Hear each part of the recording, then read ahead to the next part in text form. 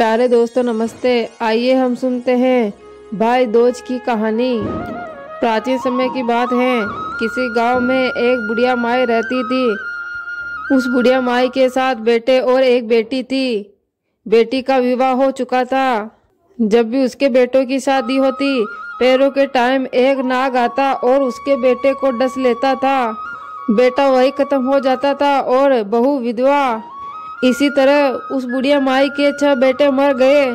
7वें बेटी शादी होना बाकी थी। इसी तरह बुढ़िया माई अपने बेटों के मर जाने से रो रो कर अंधी हो गई थी।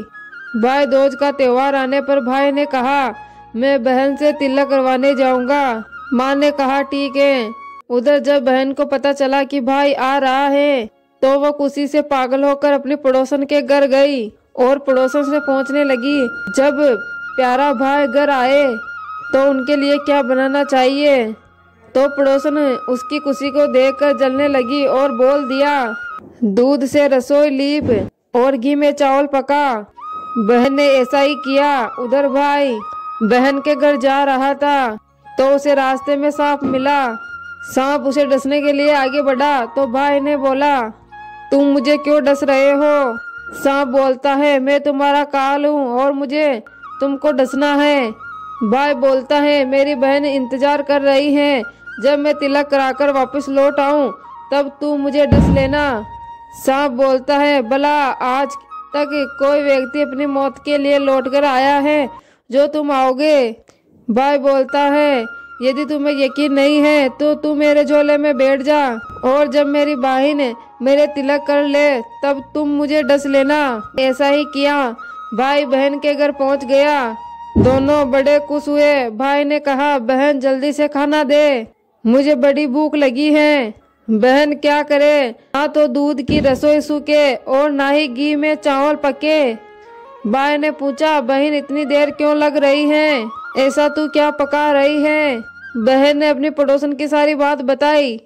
भाई बोला, पगली कभी घी में भी चावल पके हैं या दूध से कोई रसोई लीपता है। गोबर से रसोई लीप और दूध में चावल पका। बहन ने ऐसा ही किया। खाना खाकर भाई को बहुत जोर से नींद आने लगी। इतने में बहन के बच्चे आ गए और बच्चों ने बोला, मामा मामा हमारे लिए क्या लाए हो। मामा ने बोला, बच्चा मैं तो कुछ नहीं लेके आया। बच्चे ने उस झोले को ले लिया जिसमें वो सांप था। जैसे ही वो उसे खोला तो उसमें से हीरे का हार निकला। बहन ने हार को देखकर बोला, भैया तूने बताया नहीं कि तूने मेरे लिए इतना सुंदर हार लाया है। भाई बोलता है, बहना तुझे पसंद है तो तू ले ले, मुझे इस हार का क्या करना। अगले दिन भाई बोला, अब मुझे जाना है, तू मेरे लिए खाना रख दे। बहन ने भाई के लिए लड्डू बनाकर एक डिब्बे में दे दिया। भाई कुछ दूर जाकर थक गया और एक पेड़ के नीचे विश्राम करने लगा। उधर जब बहन के बच्चों को भूख लगी तो माँ से कहा, माँ खाना दे दो। माँ ने कहा, खाना बनने में अभी देर है। तो बच्चे बोले, मामा को जो रखा है वही दे दो। बहन बोली, लड्डू बनाने के लिए बाजरा पीसा था, वही बचा पड़ा है चक्की में, जाकर तुम वही खा लो। बच्चों ने देखा कि चक्की में सांप की हड्डियां पड़ी हुई है। यही बात आकर बच्चे ने अपनी माँ को बताई तो माँ बावली सी हो गई और अपने भाई के पीछे भागी। रास्ते में लोगों से पहुंचती गई। किसी ने मेरा बावला सा भाई देखा। तब एक व्यक्ति ने बताया है, कोई लेटा है पास में ही एक पेड़ के नीचे, वहीं देख ले कहीं वो ही तो नहीं है। भागी भागी पेड़ के नीचे पहुंची और अपने भाई के पास आकर भाई को नींद से उठाया और बोला, भैया तूने कहीं मेरे लड्डू तो नहीं खा लिए। भाई ने बोला, ये ले तेरे लड्डू, नहीं खाए मैंने, लड्डू ही तो दिए थे। उसके भी पीछे पीछे आ गई। नहीं भाई तूने लड्डू खाया है, तू झूठ बोल रहा है, अब तो मैं तेरे साथ चलूंगी। भाई बोलता है, तू नहीं मान रही तो चल तो फिर साथ ही। चलती चलती बहन को प्यास लगी। वो भाई को कहती है कि मुझे पानी पीना है। भाई कहता है, अब मैं इस जंगल में तेरे लिए पानी कहाँ से लाऊं। देख दूर कहीं चील उड़ रही है, चली जा, वही पानी का तालाब या सरोवर होगा। तब बहन वहां गई। जब पानी पीकर वापस लौट रही थी तो एक जगह देखती है कि जमीन में 6 शिलाएं गड़ी है। और एक बिना गड्ढे रखी हुई थी। उसने पर एक बुढ़िया माई थी। उसने पूछा कि ये सिलाएं कैसी है। उस बुढ़िया ने बताया कि एक बुढ़िया है, उसके साथ बेटे थे। 6 बेटे तो शादी के मंडप में ही मर चुके हैं, तो उनके नाम की ये सिलाएं जमीन में गड़ी हुई हैं। अभी 7वें की शादी होना बाकी है। जब उसकी शादी होगी तो वो भी मंडप में ही मर जाएगा, तब ये 7वीं सिला भी जमीन में गड़ जाएगी। यह बात सुनकर बहन समझ गई कि यह सिलाएं किसी और की नहीं, अपने भाइयों की है। उसने उस बुढ़िया से अपने 7वें भाई को बचाने का उपाय पूछा और बुढ़िया माई ने उसे बता दिया कि वह अपने 7वें भाई को कैसे बचा सकती है। और वह सब जानकर अपने बाल खुले कर कर पागलों की तरह अपने भाई को गाली देती हुई गई और अपने भाई के पास आकर बोलने लगी, तू तो जलेगा, कुटेगा, मरेगा। भाई अपनी बहन के ऐसे व्यवहार को देखकर चौंक गया, लेकिन उसे कुछ समझ में नहीं आया। इसी तरह भाई बहन अपने माँ के घर पहुँच गए। थोड़े समय बाद भाई के लिए सगाई आने लगी और उसकी शादी तय हो गई। जब भाई को सेहरा पहनाने लगे तब वह बोली, इसको क्यों सेहरा बनेगा, सेहरा तो मैं पहनूंगी, ये तो जलेगा मरेगा। सब लोग परेशान होकर सेहरा बहन को दे दिया। बहन ने देखा कि उस सेहरे में कलंगी की जगह सांप का काला बच्चा था।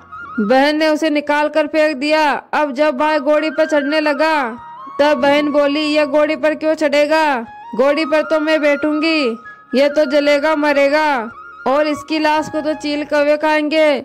यह बात सुनकर सभी लोग बहुत परेशान हो रहे थे। सबने उसे घोड़ी पर भी चढ़ने दिया। जब बारात वहां से रवाना हुई तब बहन बोली, ये क्यों दरवाजे से निकलेगा, दरवाजे से तो मैं निकलूंगी, यह तो पीछे के रास्ते से जाएगा। जब वो दरवाजे के नीचे से जा रही थी तब दरवाजा अचानक नीचे गिरने लगा। बहन ने एक ईंट उठाकर अपनी चुनरी में रख ली। दरवाजा वही का वही रुक गया। दोनों लोगों को बड़ा अचंभा हुआ। रास्ते में बारात एक जगह रुकी तो भाई को पीपल के पेड़ के नीचे खड़ा कर दिया। बहन बोलती है, ये क्यों छाँव में खड़ा होगा, छाँव में तो मैं खड़ी होंगी, ये तो धूप में खड़ा होगा। जैसे ही बहन पेड़ के नीचे खड़ी हुई तो पेड़ गिरने लगा, तो बहन ने पत्ता तोड़कर अपनी चुनरी में रख लिया। पेड़ वही का वही रुक गया। अब तो सबको विश्वास हो गया कि यह बावली कोई जादू टोना सीख कर आई है, जो बार बार अपने भाई की रक्षा कर रही है। ऐसे करते करते फेरों का समय आ गया। जब दुल्हन आई और दुल्हन के कान में कहा, अब तक तो मैंने तेरे पति को बचा लिया और तू ही अब अपने पति को और साथ ही मरे हुए अपने जेठों को बचा सकती हैं। फेरों के समय एक नाग आया। जैसे ही वो दूल्हे को डसने को हुआ, दुल्हन ने सांप को पकड़के लोटे में रख के ऊपर से पैक कर दिया। थोड़ी देर बाद नागिन लहर लहर करती आई और नागिन ने बोला, तू मेरा पति छोड़। दुल्हन बोली, पहले तू मेरा पति छोड़। नागिन ने कहा, ठीक है, मैंने तेरा पति छोड़ा। दुल्हन ने कहा, ऐसे नहीं, पहले 3 बार बोल। नागिन ने 3 बार बोला, मेरे पति को छोड़। दुल्हन बोली, एक मेरे पति से क्या होगा, हंसने खेलने के लिए जेठ भी तो चाहिए, एक जेठ भी छोड़। नागिन ने जेठ के भी प्राण दे दिए। एक जेठ से लड़ाई हो गई तो एक जेठ और छोड़। वो विदेश चला गया तो तीसरा जेठ भी छोड़। इस तरह एक एक करके दुल्हन ने अपने 6 जेठ जीवित करवा लिए। उधर बुढ़िया माई का रो रो कर बुरा हाल था कि अब तो मेरा 7वां बेटा भी 6 बेटों की तरह ही मरेगा। गांव वालों ने बताया कि उसके 7 बेटे और बहू आ रही हैं। बुढ़िया बोली, अगर ये बात सच हो तो मेरी आंखों की रोशनी आ जाए और मेरे सीने से दूध की धार बहने लगे। ऐसा ही हुआ। अपने सारे बहू और बेटों को देखकर वो बहुत खुश हुई और बोली, ये सब तो मेरी बावली का किया गया है, कहाँ है मेरी बेटी। सब बहन को ढूंढने लगे। देखा तो वो कोठरी के भूसे में सो रही थी। जब उसे पता चला कि उसके भाई सही सलामत है तो वो अपने घर चली और उसके पीछे पीछे सारी लक्ष्मी भी जाने लगी। बुढ़िया ने कहा, बेटी तू पीछे मुड़कर तो देख, सारी लक्ष्मी तू ले जाएगी तो तेरे भाई भाभी क्या खाएंगे। तब बहन ने पीछे मुड़कर कहा, जो मेरी माँ ने अपने हाथों में दिया वो मेरे साथ चल और बाकी का भाई भाभी के पास रहे। इसी तरह एक बहन ने अपने सातों भाइयों की रक्षा की। प्यारे दोस्तों, यह है भैया दूज की कहानी। आपको कैसी लगी कमेंट बॉक्स में कमेंट करके ज़रूर बताएं।